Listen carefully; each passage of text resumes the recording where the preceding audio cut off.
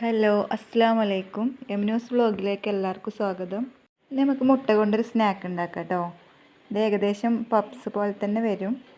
നല്ല ടേസ്റ്റ് ഉണ്ട് കേട്ടോ അത് കഴിക്കാൻ. ഇതുപോലെ ഒന്ന് ഉണ്ടാക്കി നോക്കൊണ്ടു. നിങ്ങളെ വീഡിയോസുകളൊക്കെ ഇഷ്ടമാണെങ്കിൽ ഒന്ന് ലൈക്ക് ചെയ്യാനും ഷെയർ ചെയ്യാനും സബ്സ്ക്രൈബ് ചെയ്യാനും മറക്കല്ലേ കേട്ടോ. ഞാൻ അതിക്ക് 2 കപ്പ് മൈദപ്പൊടിയാണ് കേട്ടോ എടുത്തിരിക്കുന്നത്. ഇത് നമുക്ക് പകുതി മൈദപ്പൊടിയും പകുതി ഗോതമ്പ് പൊടി വെച്ചിട്ടും ചെയ്യാം. 1 ടേബിൾ സ്പൂൺ ഓയിലും 1/4 ടീസ്പൂൺ ഉപ്പും ചേർത്ത് കൊടുത്ത് കുറേശ്ശെ വെള്ളം ചേർത്ത് നല്ലോണം ഒന്ന് കുഴച്ചെടുക്കുക.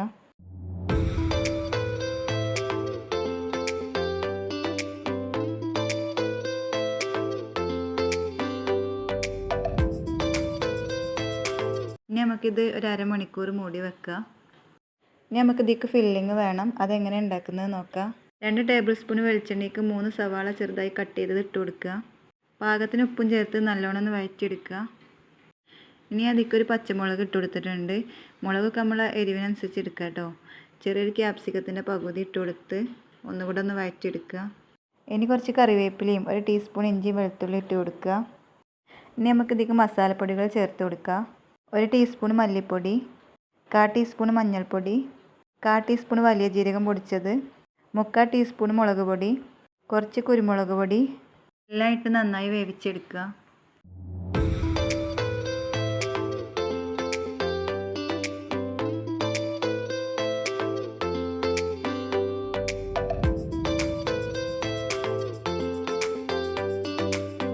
ഇനി 1/4 ടീസ്പൂൺ ഗരം മസാലയും ചേർത്തതിന് ശേഷം നമുക്ക് തീ ഓഫ് ചെയ്യാം.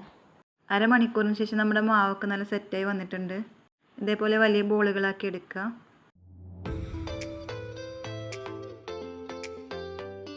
ഇനി നമുക്കിത് നല്ലോണം തിന്നാക്കിയിട്ട് തന്നെ പരത്തിയെടുക്കുക. എത്രത്തോളം കനം കുറക്കാൻ കഴിയുന്നോ അത്രയും കനം കുറക്കണം കേട്ടോ.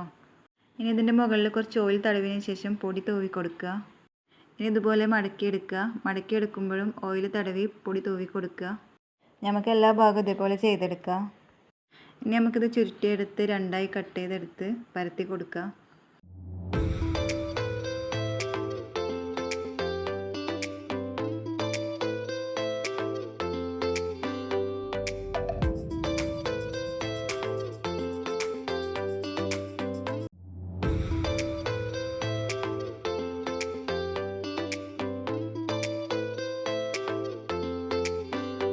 നമുക്ക് ഇതേപോലെ ചെയ്തെടുക്കാം കേട്ടോ.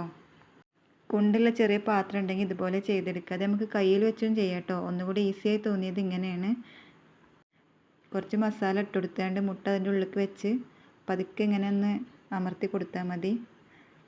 എല്ലാം നമുക്ക് ഇതേപോലെ ചെയ്തെടുത്ത് മീഡിയം ഫ്ലെയിമിൽ എണ്ണയിലിട്ട് വറുത്തെടുക്കുക. ഞങ്ങളെ വീഡിയോസുകളൊക്കെ നിങ്ങൾക്ക് ഇഷ്ടമാണെങ്കിൽ ഞങ്ങളൊപ്പം കൂടെ മറക്കല്ലേ കേട്ടോ. ഇനി നല്ല റെസിപ്പികളുമായി വരണ്ട്. അസ്സലാമു അലൈക്കും.